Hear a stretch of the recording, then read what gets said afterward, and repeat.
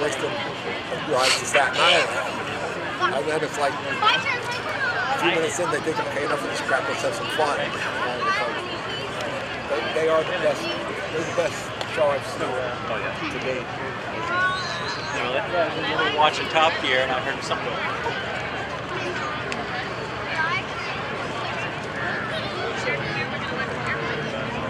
And we're launching some of our Flying Circus.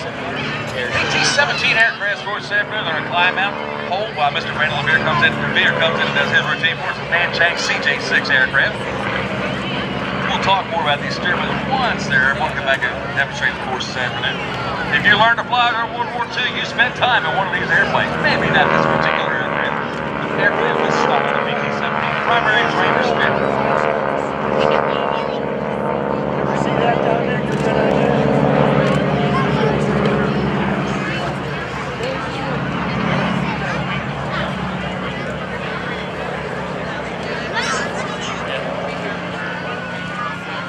That's wonderful.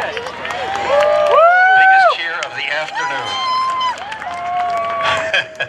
I heard you back. All right, my name is Chris Edwards. I'm with the Flying Circus. The Flying Circus of Bealeton, Virginia, formed back in 1970. These are 4 primary trainers that we use in our air show every Sunday. Just no music for this performance, please. These are primary trainers, PT-17s, Stearmans as they are known, named after Lloyd Stearman, who founded the company in the mid-20s.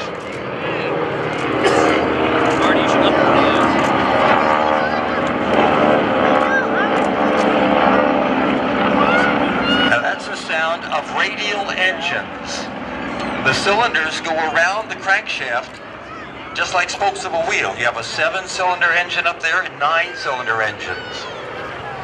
That's a fingertip formation, and if you hold up your left hand, you will see what it looks like. It's a finger 4 formation. We put on air shows every Sunday, May through October. Tomorrow is no exception. First show of the year. Please come out and see us. We only have room to do a few acts here. Well, actually 1 act. We're going to fly 3 passes. But tomorrow, you can actually get up and fly in these airplanes. That's right. Take a ride in the front seat of an open cockpit World War II trainer. Gates open at 11, and the air show starts at 2:30. We're just south of Warrenton, Virginia, if you're looking for us on the map. We will do wing walking tomorrow. Wing walking is not the same as wing riding. When you watch some of the folks that get up on the top wing and just stay strapped in, that's wing riding. Our wing walkers climb out of the front cockpit with no restraining harness, no safety rope, nothing but their hands at 100 miles an hour. Then they walk out to the end of the wing and dangle by their feet under the wing. And we do this every Sunday. Many of the performers you see here today, such as Randy the Bear, he performs at our show a lot. You're going to see Scott Francis, one of the most incredible pilots in the world with the MXS in just a little bit. He's one of ours. This will be a diamond formation. Let me talk about formation just a second. Pilots in World War II, especially bomber pilots, and you're going to see the B-17 fly in just a little bit, had to learn close formation, and it's not as easy as our pilots are making it look. It gets kind of scary the closer you get to the leader. Look how pretty that is. The pilots of the Flying Circus, folks, they are the best. Listen.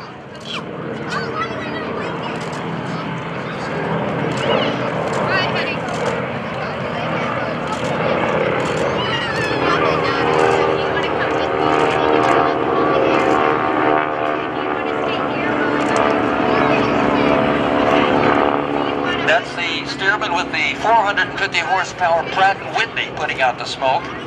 And yes, we have 2 airplanes up there with variable pitch propellers, so that you can actually control the pitch of the propeller from inside the cockpit. And that's like changing gears in your car.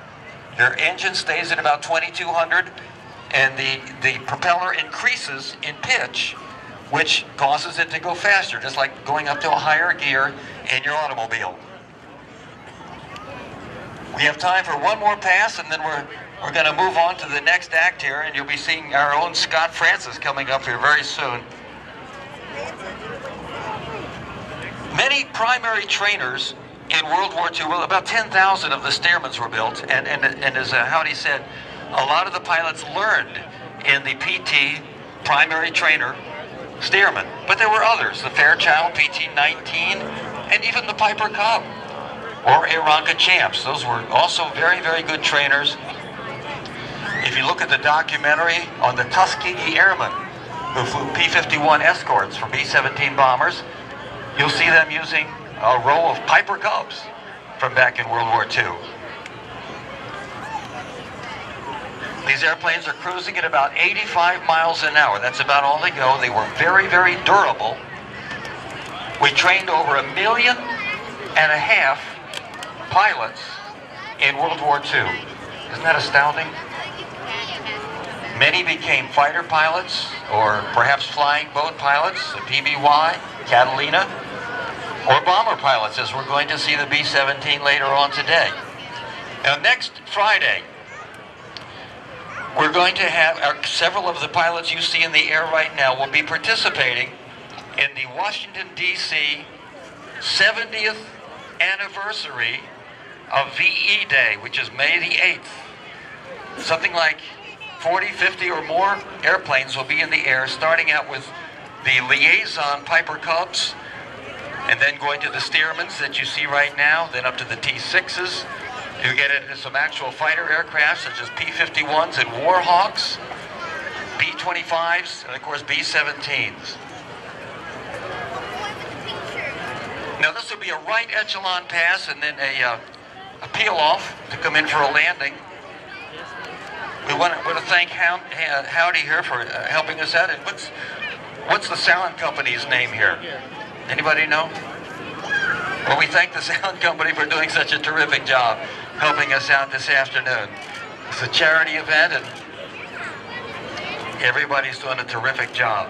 Chris, how many Stearmans do you have over there, Bealeton? Okay, good question. It's probably 8 or 10. And then we also have a lot of other aircraft. We've had the fleet, the Model Fleet 7. We've had the PT-19. But many of these are standing by and will listen now. I'll stop talking.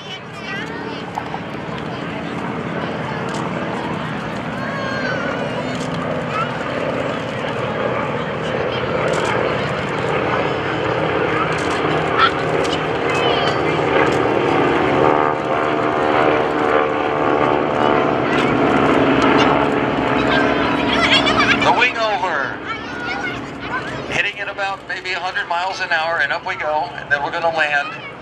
Those airplanes using about 12 gallons of gasoline an hour. That's aviation fuel, and it's pretty expensive. But these airplanes were very durable because they got cracked up a lot by the fledgling pilots of World War II. They cost about $11,000. And now they're worth about 110. Well, remember, we had just come through the Great Depression back then, and a dollar went a real long way. Let's watch them as they come in for landing. Now, we have a grass field over in Bealeton, which you'll enjoy taking off and landing in our PT-17 open cockpit biplanes. Yes, we have a website. Flying Circus airshow.com.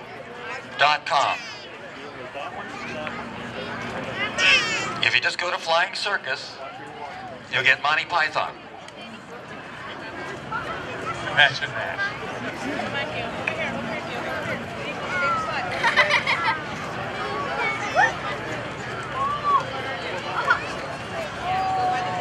Chris, just about all of our airplanes flying for us this afternoon are what's known as the tail draggers. That third wheel's on the back end of the airplane. Yes, and that is kicked by the rudder pedals, so you actually steer the airplane with your feet. When you're on the taxiway or the runway, You're going to steer the airplane, that controllable tail wheel, with your feet. The stick in the center moves the ailerons and the elevator up and down, so you can roll it left or right or go up and down, and then your rudder pedals kick the rudder back and forth, left to right. It's called stick and rudder flying, and then you have a throttle in your left hand. Very, very basic instrumentation, such as airspeed, oil pressure gauge, altimeter, not very much, just enough to learn how to fly in World War II. Now you can watch them come in, and are they going to taxi by the crowd? Yes?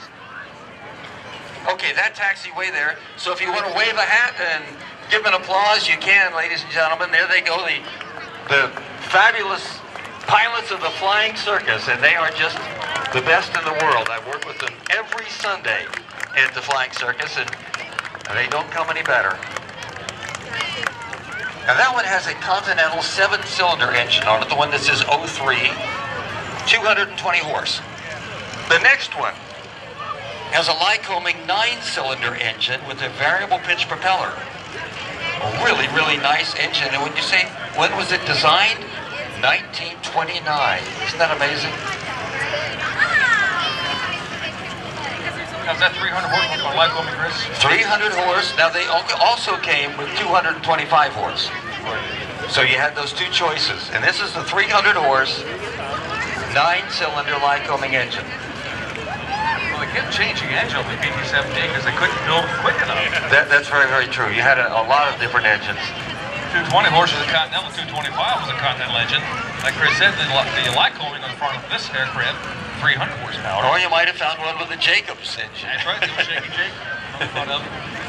This one also has the Lycoming 300 horsepower engine with a variable pitch propeller. Frank Isbell is flying this one. Now Frank has his Aero Works shop down in Petersburg, Virginia, where he restores many of our airplanes